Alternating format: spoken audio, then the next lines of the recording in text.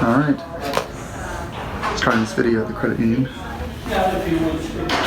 Helmet and boots.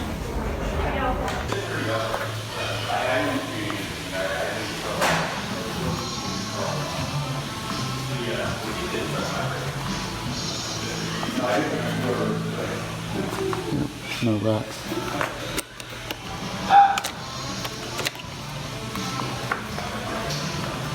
There we go. Wow. That's gorgeous. Beautiful.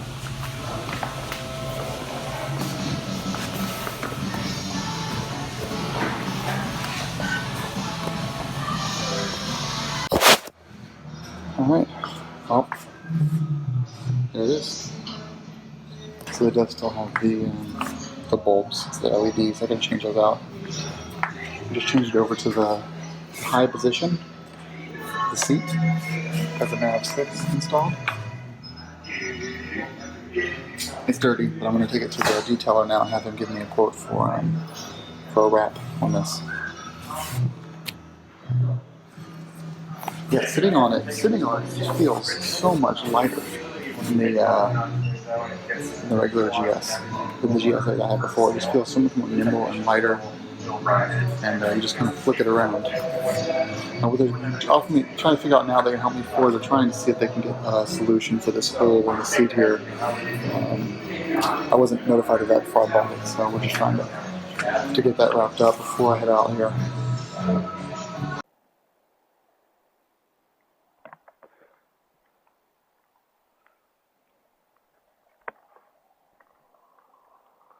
A little bit loose there.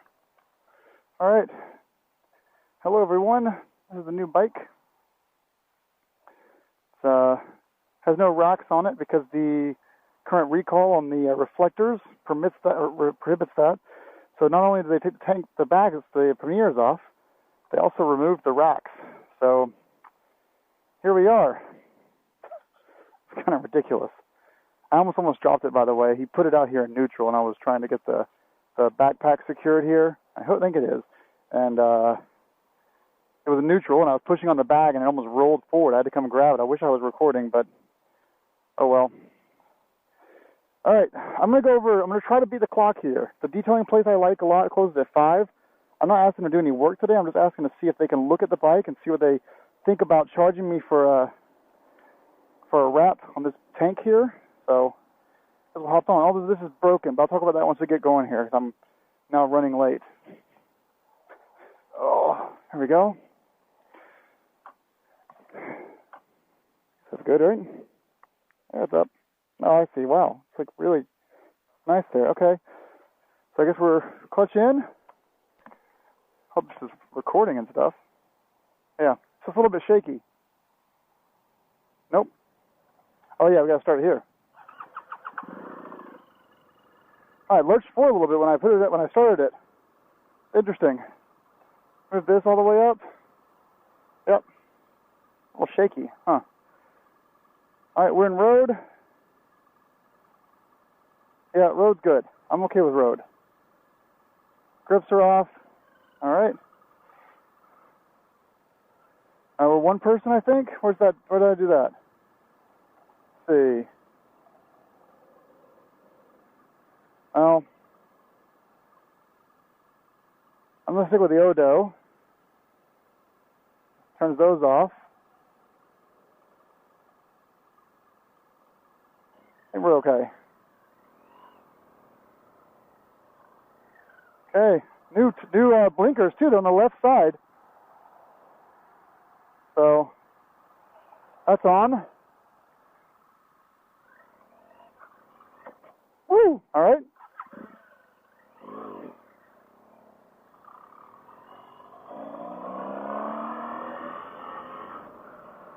A little jerk there.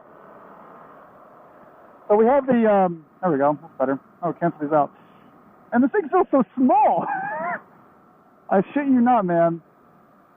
This thing feels downright tiny.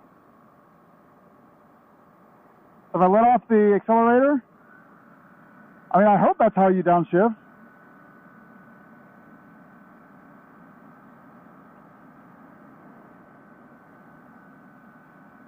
Wow, this bike feels, I gotta go a little faster, don't I? This bike feels so small. Wow, it feels so tiny under me. The bag is still there. Wow, it feels like I'm sitting on a tiny little bike. Okay, so we should back a little bit. I'm a little bit paranoid about my backpack going missing here because it's strapped down, but come on. Okay, so wow, I can't believe I'm on the bike. I really can't believe I'm on the bike. It's been such a long week. I guess this is first rights. I shouldn't talk about the logistics, should I? I don't know. Logistics. Okay, so wow. I'm not going to edit this out because you guys are going to hear this and go, dude, I know the feeling. This thing feels so nimble. Like crazy nimble. I mean, the tank feels more narrow. My feet don't feel they're as far behind me. The seat is much wider, so my ass feels better. It's like not, it feels like I can flick it around a lot more. If I lose that backpack though, I shit you not, there's like 11 grams of electronics in it. So I'm still thinking that we're taking a right here soon. I'm still thinking that the Boxer likes to idle at 3,000 RPM or hang out at 3,000 RPM. So I'm going to stick with that. It's a little hot in here. I got to add a little wind in. Sorry about that. Yeah, so, okay, first impressions. I'm happy. I'm really, really happy. This is crazy. Okay, we're going to turn I don't have the right turn signal anymore over here. It's over here now. Wow, it doesn't like click. It actually just push it over and you got to look for the indicator.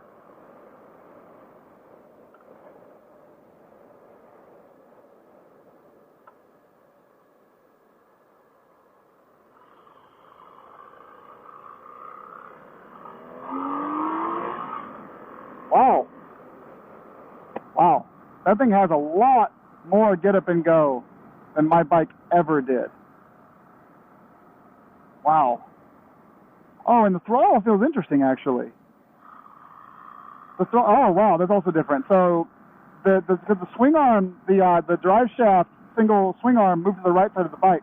So it's going to be, when I give it gas, it tends to move a little bit to the left versus the old one, which means a little bit to the right. I mean, basically, for 15,000 miles, I would correct in my body shape that when I was going to either brake or give it a gas or go down a gear.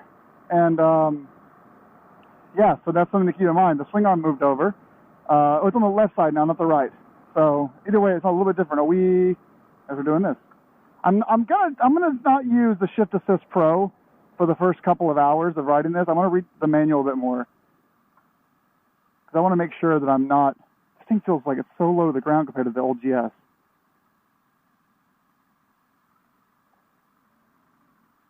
Yeah, first balancing act here. Whew. And it's weird though, because if I hold the clutch in and hang on in first, taking it right here. I hold the clutch in and hang on in first. It's hard to then touch the buttons here.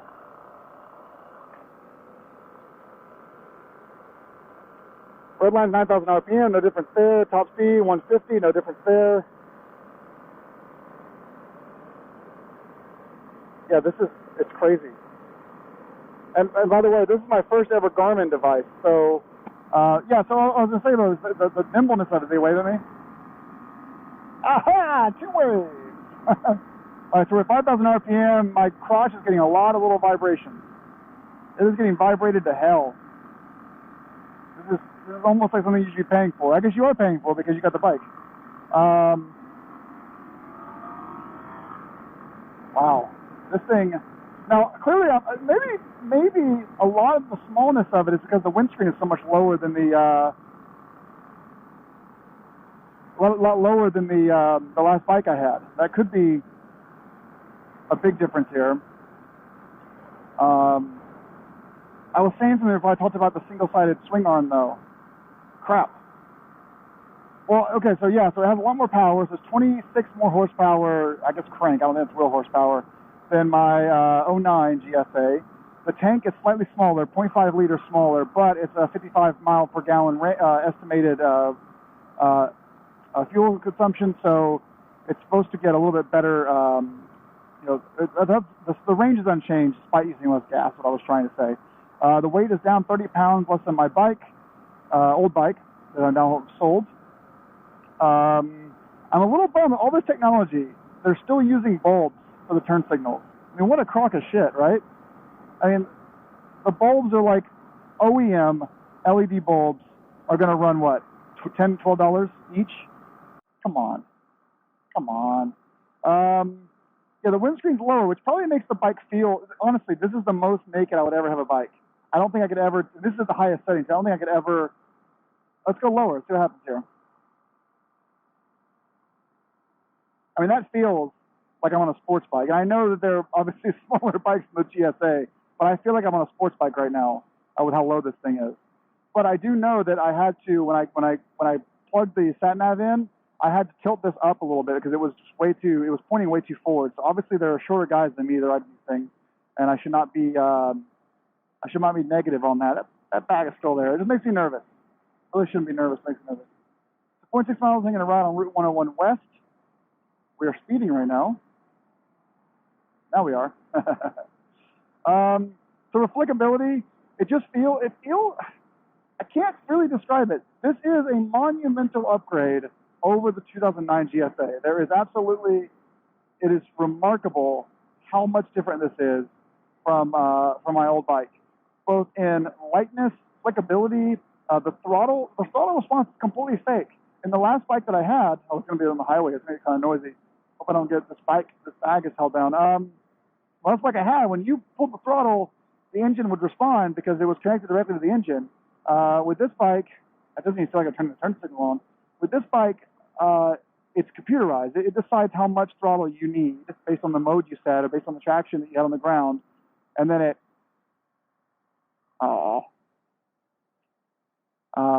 gives you that. It gives you that much power with all kinds of things factored into it. Man, I wanted to really lean over there, but I couldn't. There's a lot of vibration. 5,000 RPM, getting worse. It's getting better. So 5 to 7. 5 to 7 is pretty vibey.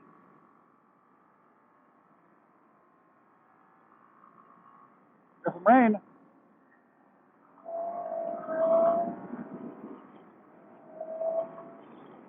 All right, sorry. Oh, what's up? And that dude was just hanging out there. All right, so we're in 6th gear. Man, this thing is fucking fast. Oh my God. It is ridiculously fast. Wow. And I feel every bit of wind too. Yeah, unfortunately, I think aftermarket windscreen's got to happen. Why is this thing moving so much though? Is something wrong with it? Left. I feel everything. How do you guys ride these naked bikes? I don't understand it. I really don't. Yeah, this is. I haven't gone off road yet, right? But I would say that this is not a GS. This feels like a sport bike with off-road capabilities. It does not feel like a GS. I know it's crazy to say. Oh, we're going 21 miles on this? Holy shit. I feel every bit of wind. It's actually hard to put the thing up when you're going against the wind. Against the wind. And running against the wind. Yeah, it's still back there. Just scaring the crap out of me. I'm sorry, I'm a little bit on edge about it, but this feels ridiculous. I'm like fighting against the wind with my helmet. Huh.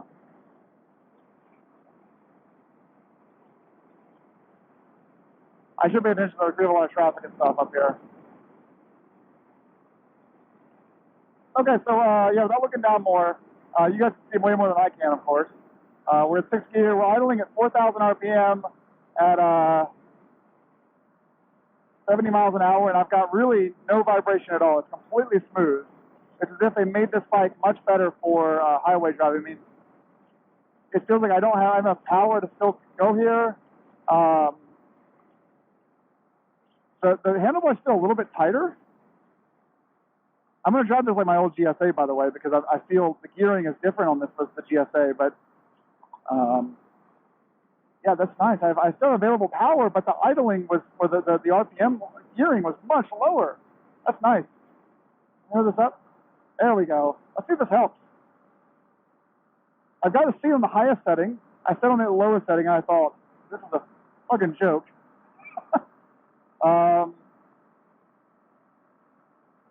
Porsche? Yeah, I don't know what this little X thing is here. I don't know what that does, but it's telling me to do something with an X.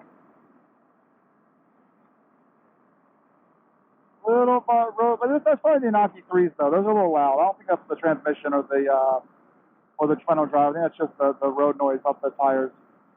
If you guys can hear this or not.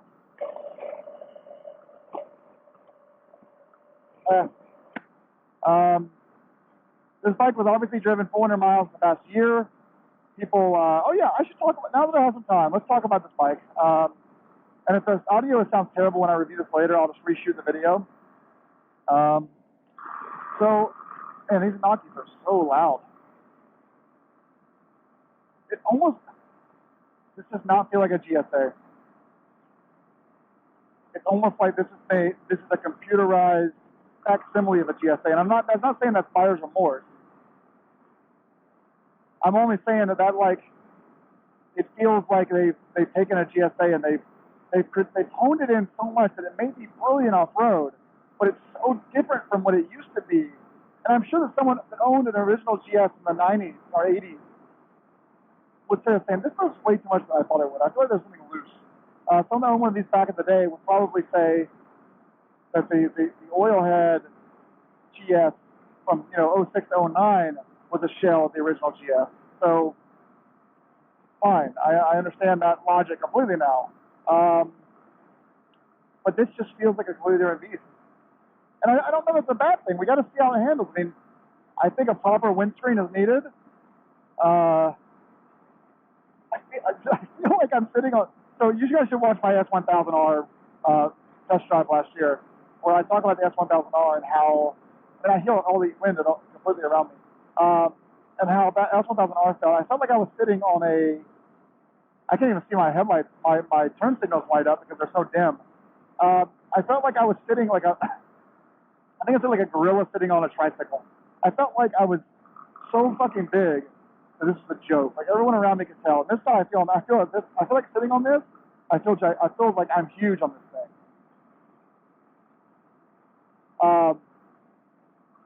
So that's the details here. We have sold the bike. Here was the grand plan. It was to put the bike. Oh, we got cruise control, don't we? I'm too afraid to use cruise control in traffic, but let's turn it on here. We got on. Okay, cruise control's on. Set. There you go. Wow. That's nice. Let me get this off. There we go. That's pretty well. And you can increase and decrease speed with this button here, which is nice. So, okay, so let's wide foot, let's banana foot this guy. So, here was the goal. It was to take my GSA and ride it to the end of November. And between now and then, to find someone that wanted the GSA for my asking price. So no low ball offers. That was the goal. And 3 days later, someone messaged me with an offer for 10 grand. And 5 days later I met him. Or no, 5 or 7 days later I met him. Let's get over here. Ridiculous. So no downshift at all. Just takes off. That's crazy. I don't think I need more than 125 horsepower. The fact that Ducati has 160, like KTM has like 180, that's ridiculous. I mean, Heather's Sportwagen has 170 horsepower. That's a 3,000 pound car. I don't think you need 170 horsepower in a 500 pound motorcycle. Not for a bike you're going to take off road. In fact, it's so powerful, the KTM Enduro mode cuts the power in like in half, just so you can take it off road without killing yourself, or just having so much torque that you can't even do anything. All right, so anyway, got a buyer. So then I was scrambling, thinking, well, shit, I got 2 more months of riding left over here. I gotta get a bike.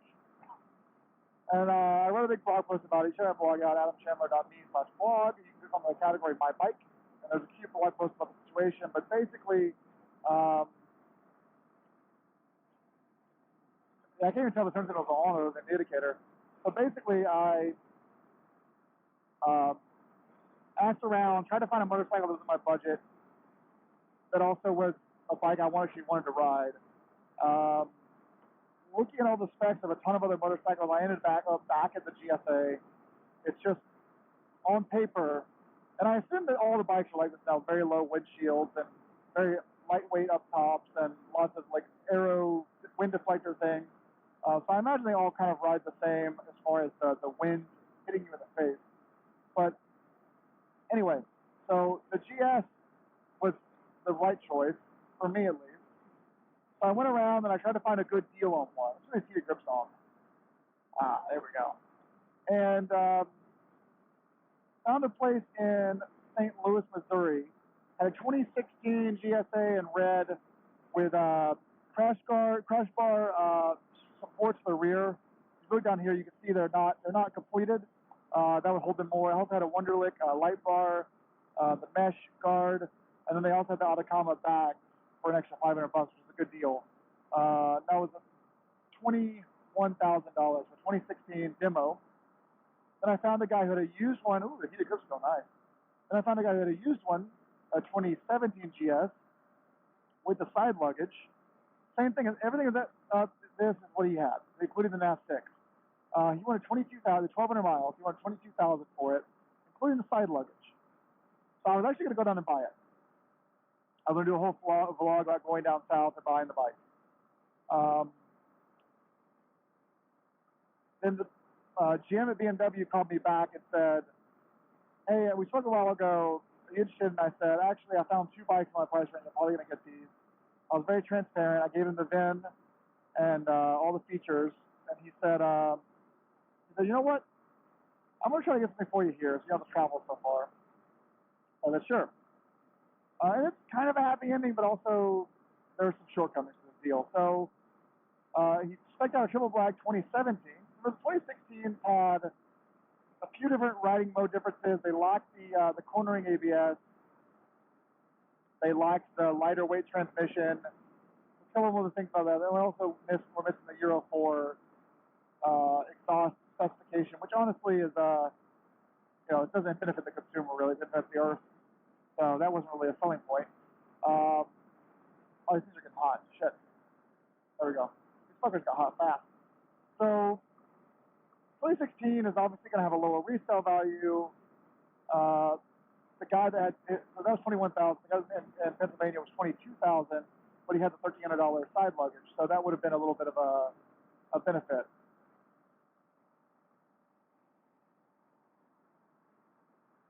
So Jim called me back. He said, okay, I got a demo, a 2017 demo for you. 400 miles on it. It's going to have the NAV 6, which is a $1,000 value. So the bike's $24,060. Another $1,000 for the NAV 6. And I ended up buying it for $21,000. So $1,000 less than the one in Pennsylvania. It's new versus used. Has all the same features, but it's missing the side bag for $1,300. So I would have saved money by going down to Pennsylvania and buying that. But here's the 2 factors that weighed in. The first is I get 1.5% lower interest rate by buying new versus used. That's one thing. The second thing is lower mileage on the bike. 400 versus 1,200. Not a huge deal, but it is being bought new with a brand new warranty from BMW.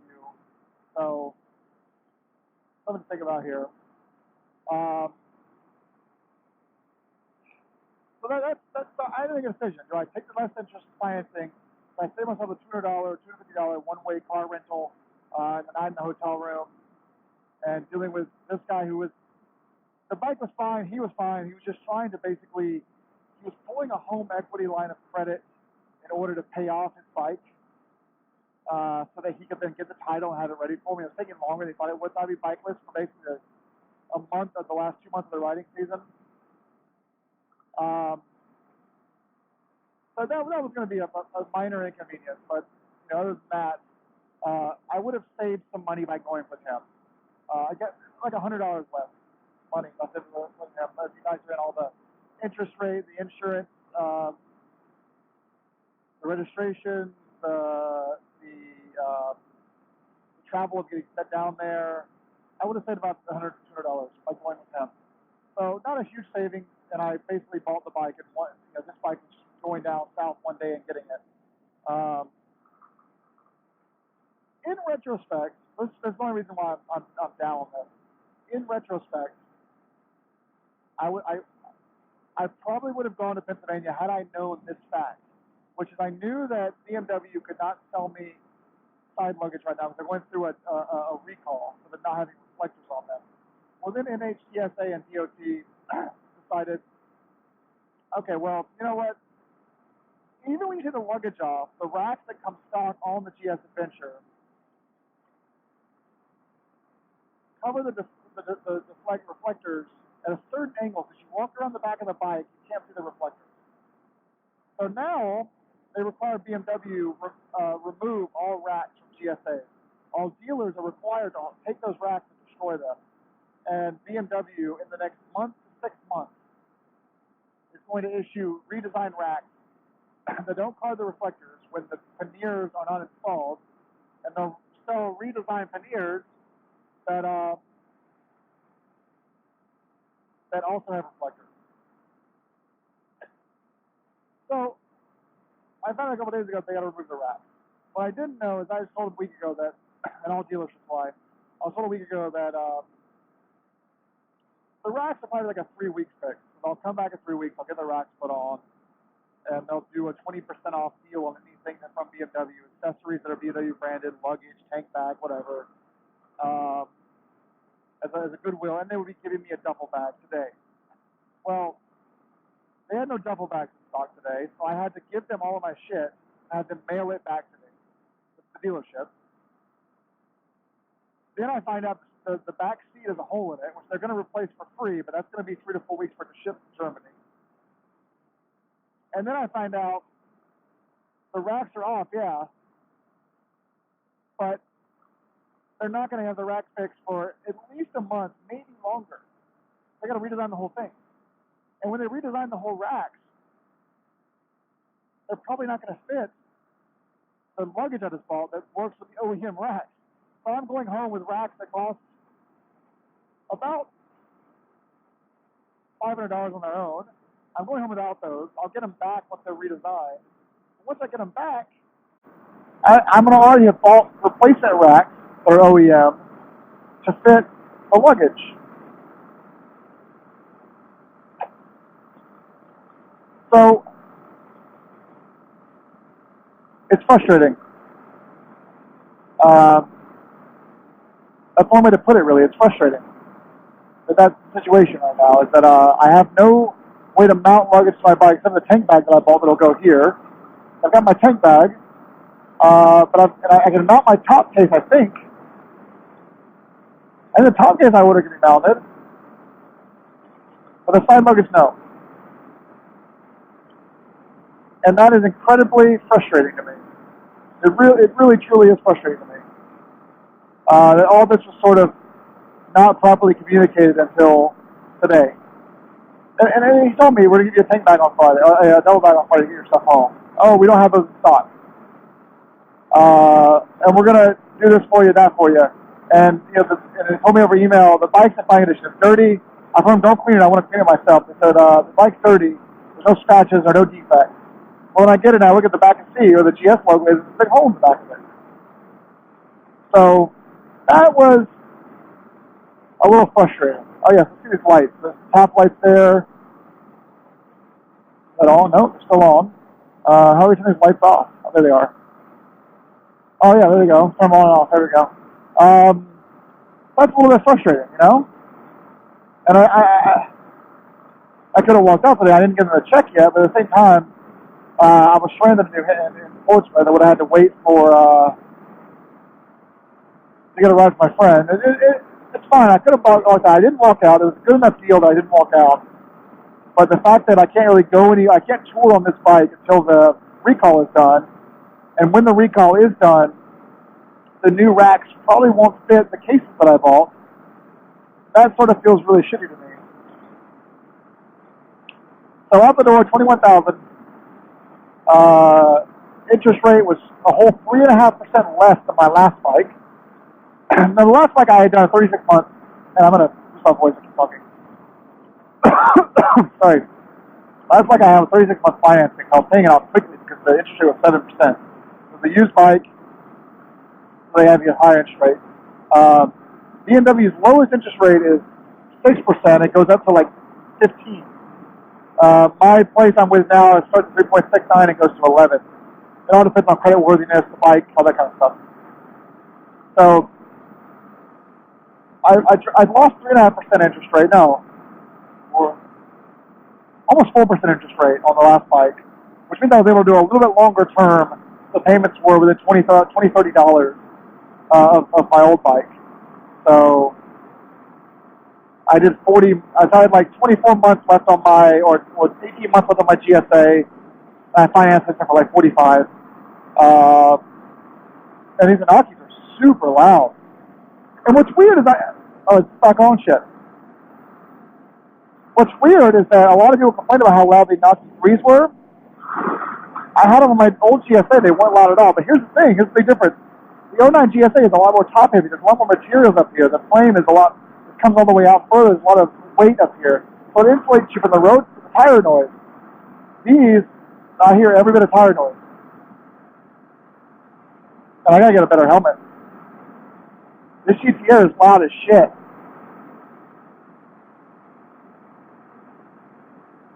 Wow.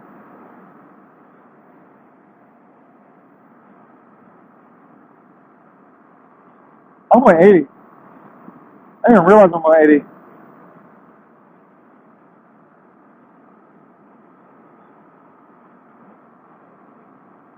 Yeah, I would say this is still a GS, but it's so far removed from what I had before.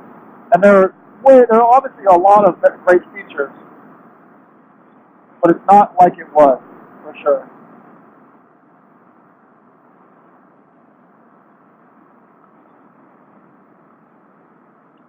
It feels so weird not having luggage on. I suppose my that's a little better. Yeah. I closed my breathers. That's slightly better,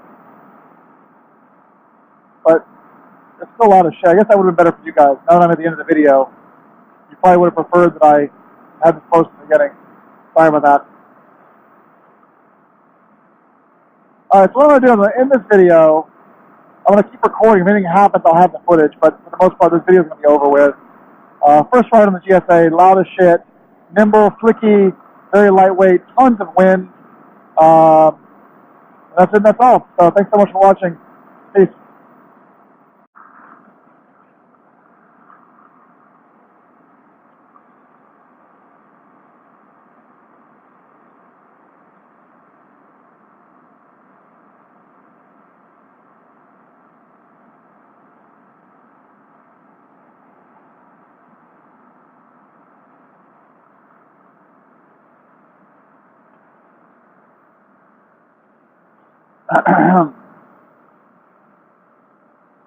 Hanging right.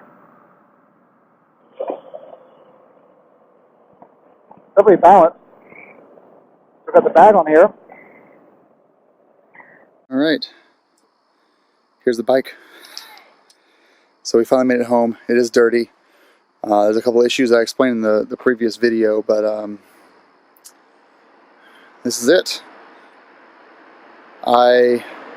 I wanted to do more video today of this thing, But it was just a whirlwind of a day. I was with family. They drove me down there. They dropped me off. They checked in the hotel. I had to get a ride from the dealership to get me back from the credit union to the dealership.